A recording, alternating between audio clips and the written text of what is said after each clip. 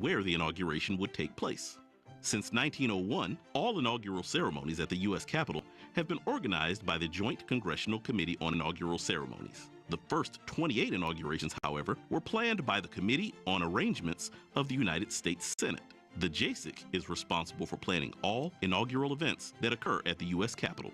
As a joint committee, the JCIC is comprised of members from both houses of Congress, one of the unique cases of bicameral involvement in Congress.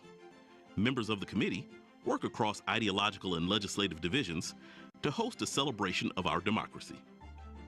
For the 60th inaugural ceremonies, the JCIC is chaired by Senator Amy Klobuchar and includes Senate Democratic Leader Charles E. Schumer, Senator Deb Fischer, Speaker of the House Mike Johnson, House Majority Leader Steve Scalise, and House Democratic Leader Hakeem Jeffries. The JCIC oversees all details of the inaugural ceremonies that happen at the U.S. Capitol. This includes the arrival of the presidential motorcade to the Capitol, the swearing-in ceremonies of the president-elect and vice president-elect, the departure of the outgoing First Family, if applicable, the presidential signing ceremony, the luncheon in Statuary Hall, and the pass in review. JCIC members serve as ceremonial escorts for the president-elect while at the Capitol on Inauguration Day. The JCIC works closely with local and national law enforcement to ensure the safety of inaugural guests and spectators. The inaugural ceremonies are comprised of the following 8 events. By tradition, members of the JCIC travel to the White House to escort the president-elect, vice president-elect, and their spouses to the Capitol for the inaugural ceremonies. After a brief meeting, the president-elect and the outgoing president will then proceed together to the Capitol for the swearing-in ceremonies. The vice president and vice president-elect will follow, as will family members, cabinet members, and members of the JCIC. Since the first inauguration of George Washington in 1789, the procession to the inaugural ceremonies has provided an occasion for much celebration. In 1845, outgoing President John Tyler joined President-elect Polk for the carriage ride to the Capitol, firmly establishing the tradition first carried out by Van Buren and Jackson in 1837.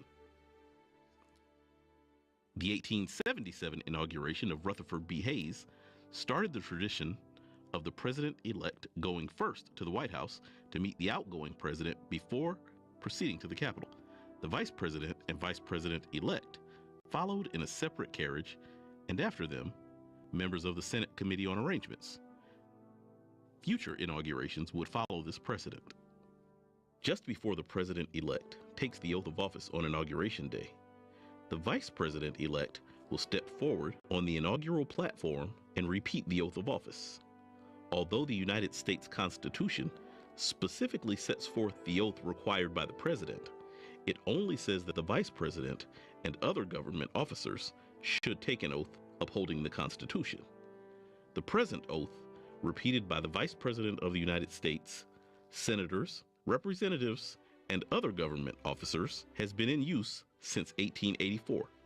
The oath reads, "I do solemnly swear or affirm that I will support and defend the Constitution of the United States against all enemies, foreign and domestic, that I will bear true faith and allegiance to the same, that I take this obligation freely, without any mental reservation or purpose of evasion, and that I will well and faithfully discharge the duties of the office on which I am about to enter. So help me God."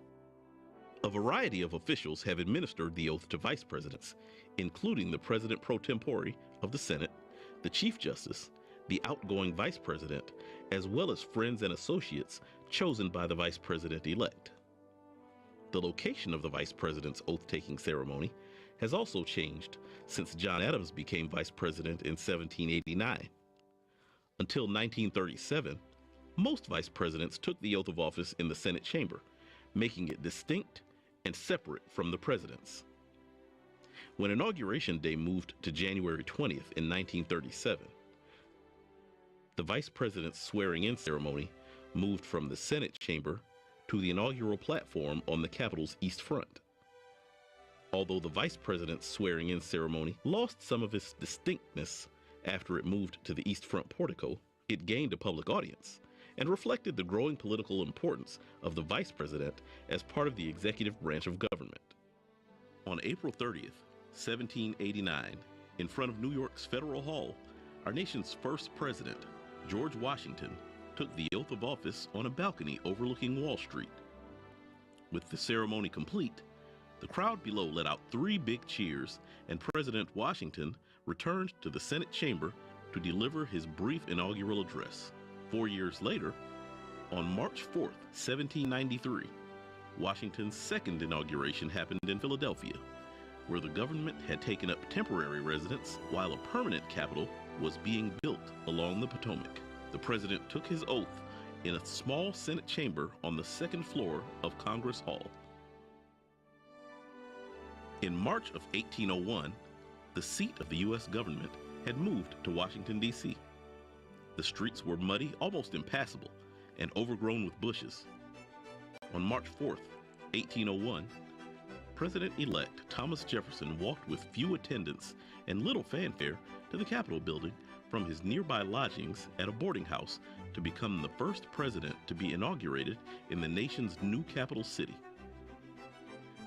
Upon entering the Senate chamber, now the old Supreme Court chamber, Jefferson immediately took the oath of office administered by Chief Justice John Marshall and addressed the audience gathered in the Senate chamber. After his inaugural address, he finished his day with a meal at the boarding house. But for a few occasions, the inauguration ceremonies for all future presidents and vice presidents would take place in the city of Washington. Andrew Jackson's inauguration on March 4th, 1829, was the first of 35 held on the east front of the Capitol, though Jackson's second inauguration in 1833 took place inside the House chamber because of his ill health and bad weather. Presidents from Martin Van Buren in 1837 to Theodore Roosevelt in 1905 were sworn into office on the Capitol's east front. In 1909, a raging blizzard forced William Howard Taft's ceremony indoors to the Senate chamber. Ronald Reagan's 1981 inauguration was the first held on the west front of the Capitol. Seeking to minimize construction costs and improve visibility for a larger number of spectators, Congress shifted the ceremony from its traditional location of the East Front. Although Ronald Reagan's second inauguration on January 21, 1985, was forced indoors to the Capitol Rotunda because of bitterly cold weather, subsequent inaugurations have continued the West Front tradition, including those for George Bush in 1989, Bill Clinton in 93 and 97, George W. Bush in 2001 and 2005, Barack Obama in 2009 and 2013, Donald Trump in 2017, and Joe Biden in 2021. The custom of delivering an address on Inauguration Day started with the very first inauguration, George Washington's, on April 30th, 1789. After taking his oath of office on the balcony of Federal Hall in New York City, Washington proceeded to the Senate chamber, where he read a speech before members of Congress and other dignitaries. At his second inauguration in Philadelphia on March 4th, 1793, Washington gave the shortest inaugural address on record, just 135 words.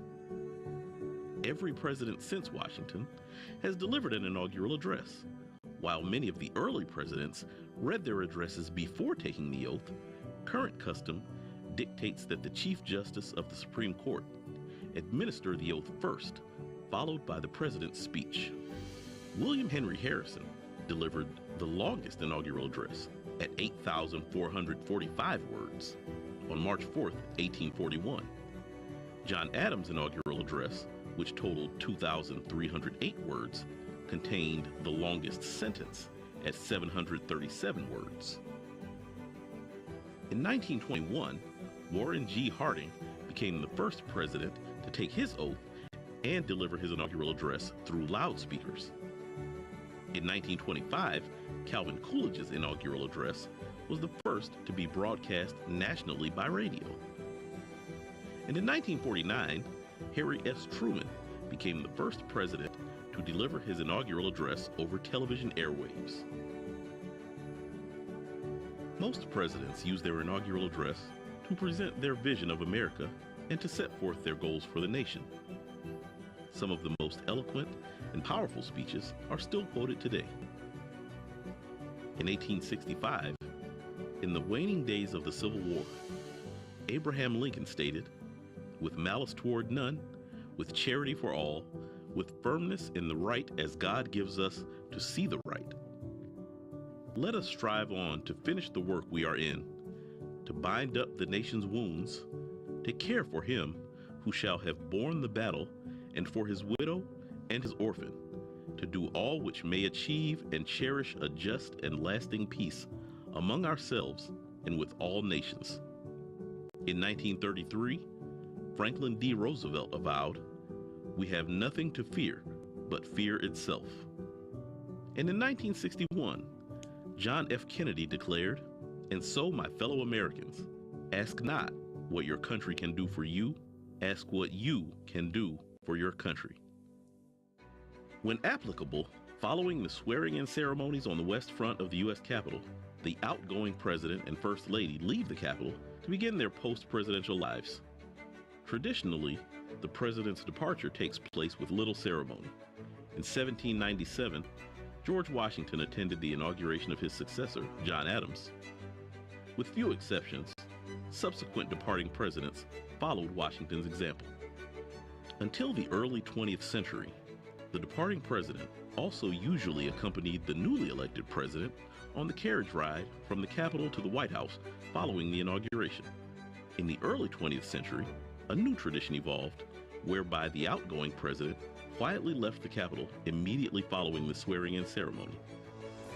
In 1909, after congratulating President William Howard Taft, former President Theodore Roosevelt left the Capitol for Union Station, where he took a train to his home in New York. Outgoing Presidents Coolidge and Hoover also left the Capitol for Union Station, where they traveled home by train. Outgoing Presidents Truman, Eisenhower, and Johnson left the Capitol by car. In recent years, the newly installed president and vice president have escorted their predecessors out of the Capitol after the swearing-in ceremony. The members of the JASIC gather on the stairs on the east front of the Capitol building and watch as the new vice president escorts the outgoing vice president and his spouse out of the Capitol through a military cordon. Then the new president escorts the outgoing president and his spouse through the military cordon. Since Gerald Ford's departure in 1977, the former president and first lady have traditionally left the Capitol grounds by helicopter, weather permitting. The first official actions taken by the newly sworn-in President of the United States occur in the President's Room, just off the Senate chamber in the U.S. Capitol. After the departure of the former President and First Lady, the new President gathers there with aides and members of Congress to sign nominations and sometimes memorandums, proclamations, or executive orders. This tradition began in 1981 with President Ronald Reagan. Prior to that time, nominations were often submitted to the Senate on Inauguration Day without ceremony. While the tradition of an inaugural luncheon dates as far back as 1897, when the Senate Committee on Arrangements gave a luncheon for President McKinley and several other guests at the Capitol, it did not begin in its current form until 1953.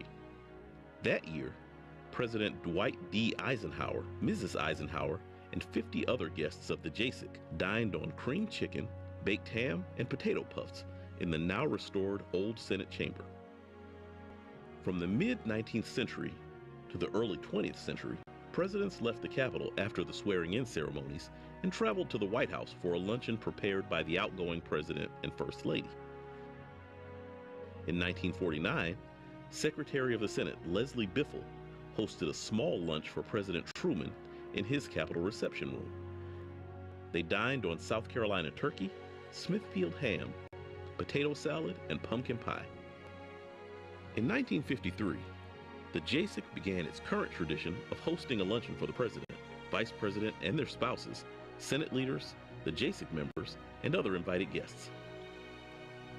At the inaugural luncheon in 1981, newly sworn-in President Ronald Reagan announced the release of 52 American citizens who had been held hostage in Iran for 444 days. The luncheon often features cuisine reflecting the home states of the new president and vice president, or the JASIC chairman, as well as the theme of the inauguration. The program includes speeches, gift presentations from the JASIC, and toasts to the new administration. After the conclusion of the inaugural ceremonies and the luncheon, the president and vice president traditionally make their way to the east front steps of the Capitol, where they will review military troops before leading a procession of ceremonial military regiments, citizen groups, marching bands, and floats down Pennsylvania Avenue to the White House for the inaugural parade. The inaugural ceremonies may be a routine event, but it remains a unique symbol of our constitutional system. Today, as we celebrate the inauguration of our next President of the United States, we signal to the rest of the world that we are united as a people behind an enduring republic.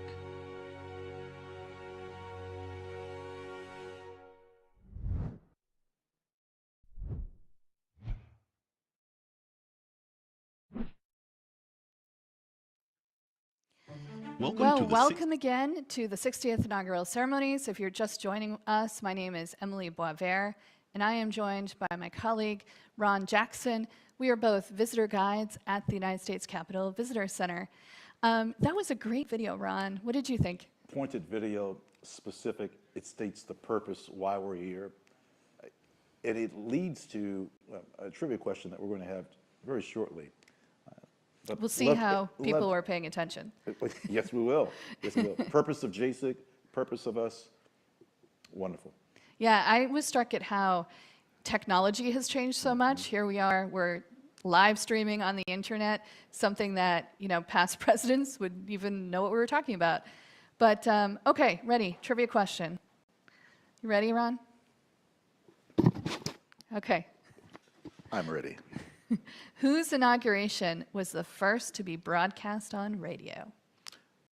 Repeat the question.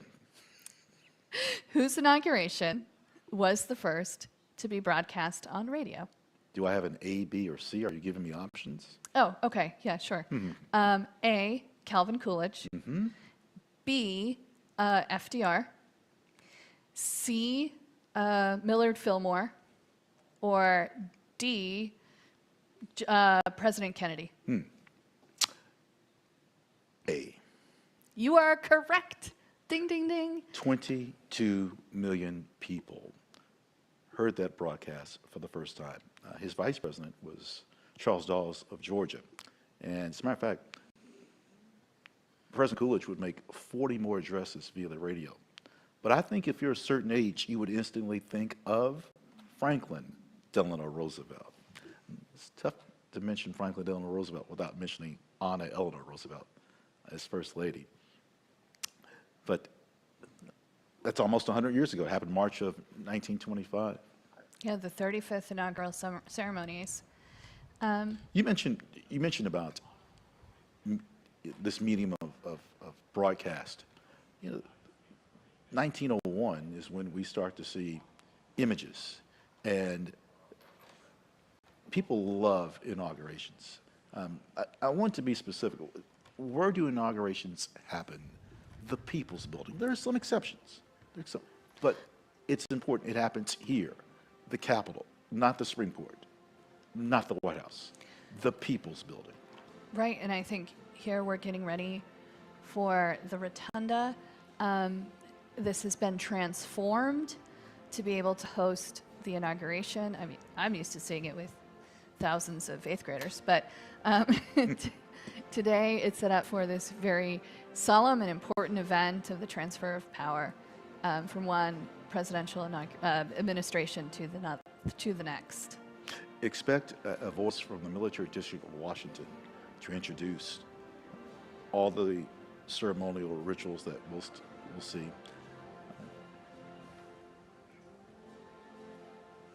The selected guest only. Again, certainly feel for the thousands, tens of thousands that expected to be here to witness this in person on our West Front. But again, whether it is not, I mean, this picture that you see looks favorable, but look at the wind. The wind chills low. As a matter of fact, walking in this morning, it was an icy walk. I approached the Capitol in darkness. So, oh, here's the view of the rotunda again. And I think we can just listen in. I think they're playing right now.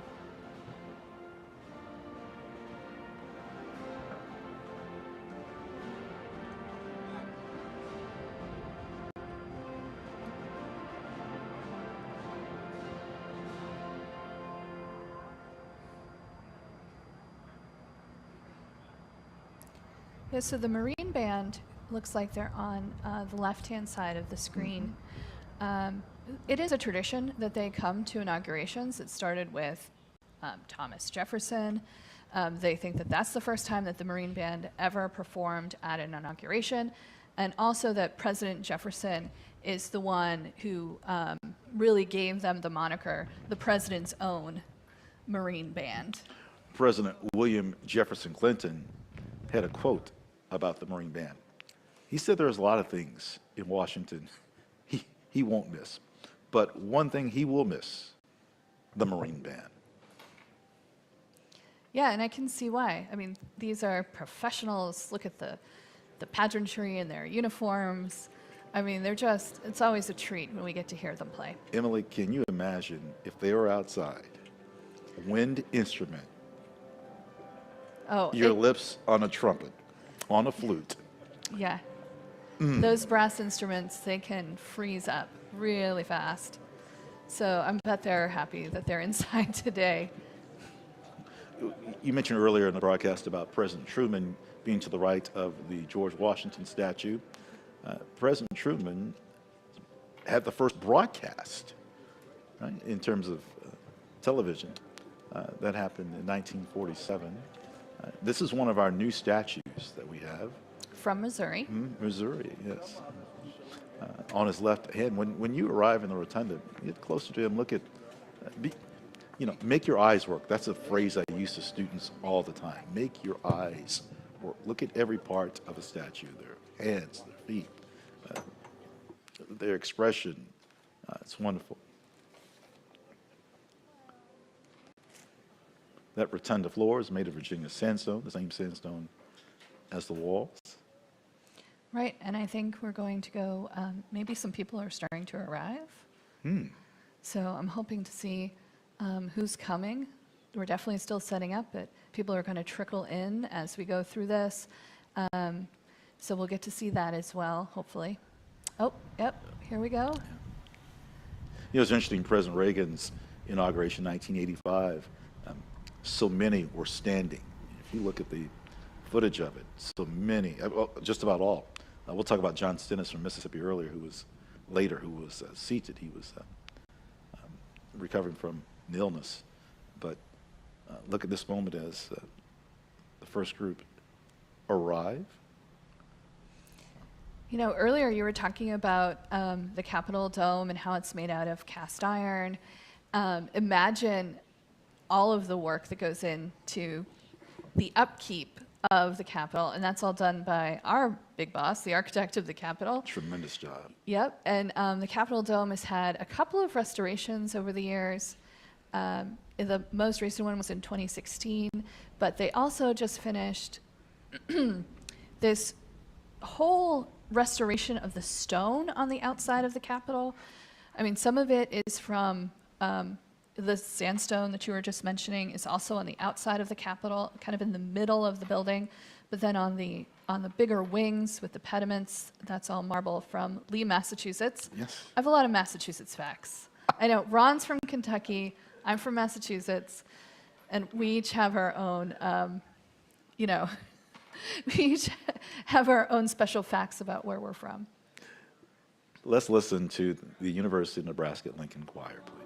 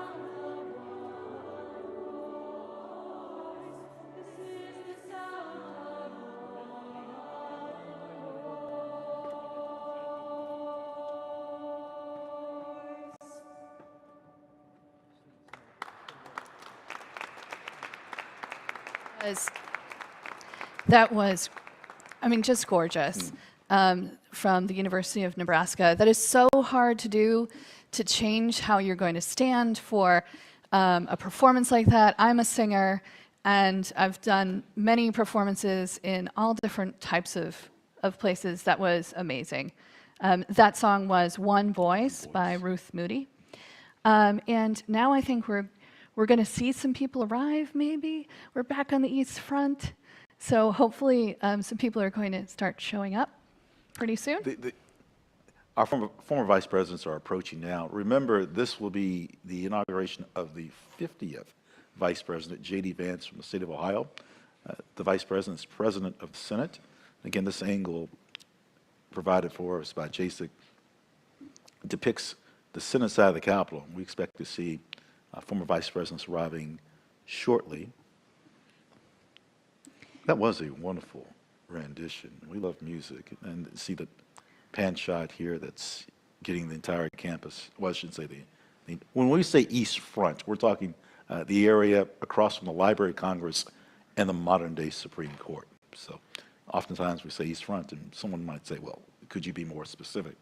And I'm hoping that that helps. Yeah, and we've been mentioning JASIC a couple of times, and we said it at the top, but we'll repeat it again, that JASIC stands for the Joint Committee on Congressional Inaugural Ceremonies. That is quite a mouthful, and that's why we say JASIC. And I think we have a little bit more information from the members of JASIC, specifically the chair of this inauguration's JASIC committee, Amy Klobuchar. So we'll be watching that. The peaceful transfer of power is at the heart of our democracy. It reaffirms that ours is and always will be a government of, by, and for the people. The inaugural ceremonies are one of our most iconic traditions, where we recognize our democracy and the sacred values that tie us together in front of millions of people across the country and around the globe. The tradition of the inaugural ceremonies at the Capitol dates back to when Thomas Jefferson took office in the old Senate chamber in 1801. It was almost 8 years after President George Washington first laid the cornerstone of the building in 1793, and only one wing of the building had been completed at the time. Over time, the ceremony was moved to the east side of the building and later to the west front for President Ronald Reagan's inauguration in 1981. Through the years, our dedication to the continuity of our government has remained the same, and today we carry the torch forward yet again. The inaugural ceremonies are the culmination of nearly 250 years of our great American experiment in democracy. Our founding fathers intended for the stability of the country to be rooted in the will of the people. Whether or not our candidate wins, we as a nation recognize that when the president-elect raises his right hand and takes the inaugural oath of office, that signifies the peaceful transfer of power. That's what this ceremony is all about.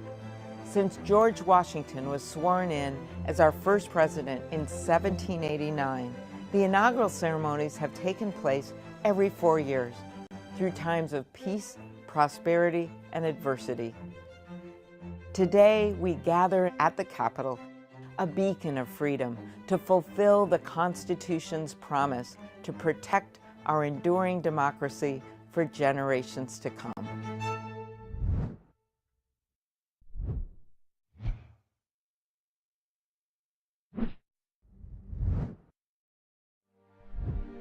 "175 years ago, one former senator and Secretary of State summarized the theme of our 2025 presidential inauguration. He said, "The Constitution of the United States was made not merely for the generation that then existed, but for posterity, unlimited, undefined, endless, perpetual posterity." Our Constitution established this country as a shining city upon a hill, the first nation founded upon an idea.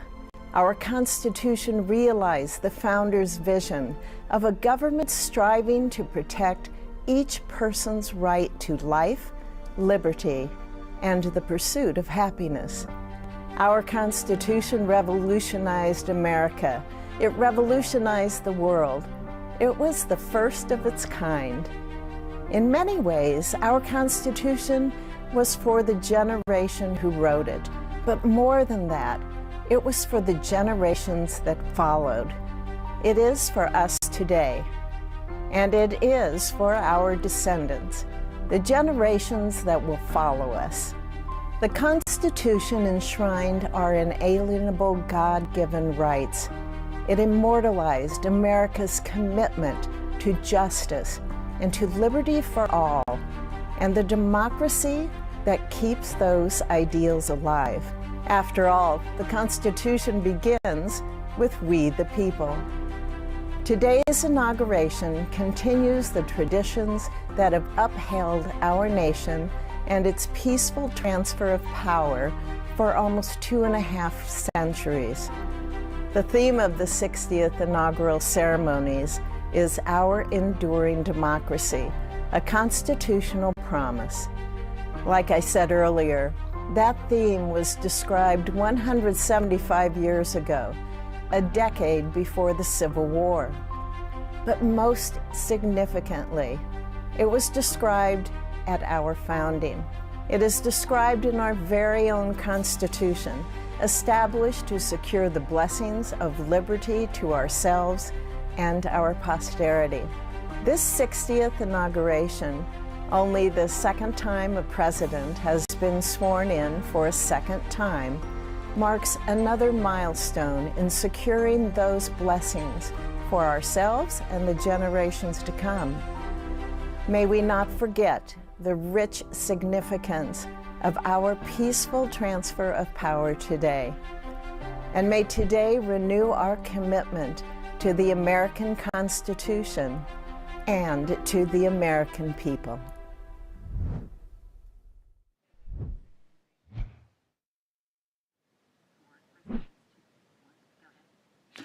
Welcome back to the 60th inauguration. You are looking presently at the east front of the United States Capitol. We look forward to welcoming the children of President George Bush.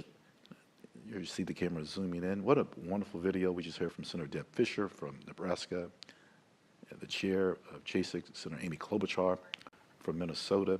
So as we continue to zoom in towards the east front, the buildup continues. I know it's noon that the oath of office is rendered, but there's so much to see prior to this on a rather beautiful but cold day.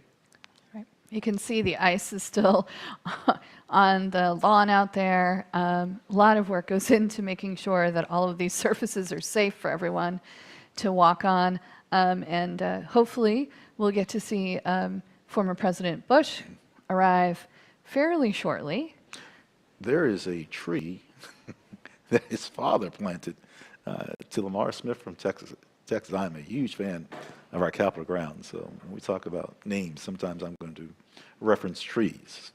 You'll hear that throughout the broadcast. And the type of tree, I know. Like there's a white ash to Speaker Sam Rayburn. It's not far. Matter of fact, there is a tree to Senator Edward Kennedy just to the left. Actually, you can see it in this camera range now. Yep, that tree just to the left of the brick wall here. Oh, and here they are. Here's, this is, I believe, former President Bush and Mrs. Bush, Laura Bush. They're arriving now, coming around to the carriage door. I mean, carriage door, because at one point people arrived by carriages, right? Yes.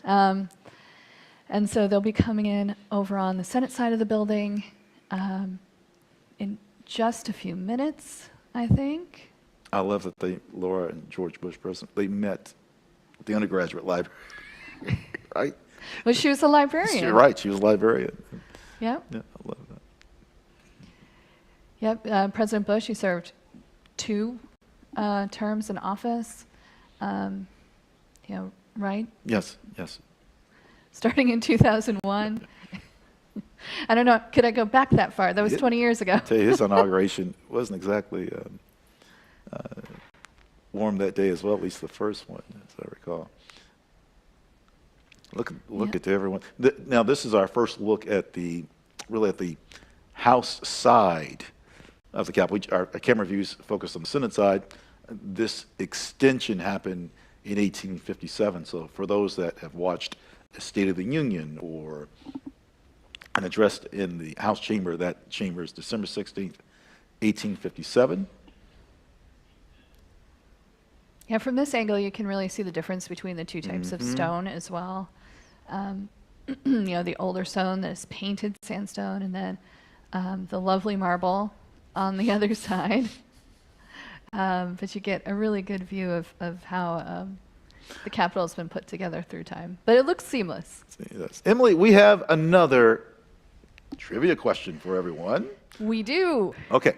How many swearing-in ceremonies have occurred on the east front of the Capitol? Again, when we say east front, we're talking about if you're coming from the Library of Congress or the Supreme Court, looking back at the Capitol, how many inaugural swearing-ins have occurred on the east front? Can I give people numbers?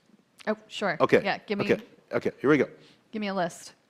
A, 14, B, 24, C, 26, just to throw you off, D, 34. Well, I read this last night, so I know it's 34. I know it's 34 happened on this side of the building over time. The point being is this is what a lot of people are used to seeing. Again, if you're a certain age, this side is, my goodness, all of the building is historic, but this is memorable for a lot of people. For President Kennedy, we could go Franklin Delano Roosevelt, not all of them, but right. I mean, I think being the history nerd that I am, the picture of the inauguration I think of this side of the building is Lincoln's. I mean, I mentioned him before, but I'll mention him again. Frederick Douglass, who attended the second inauguration of President Lincoln. Right. That's when I arrived. And, they're still building the Capitol, the new dome, when they had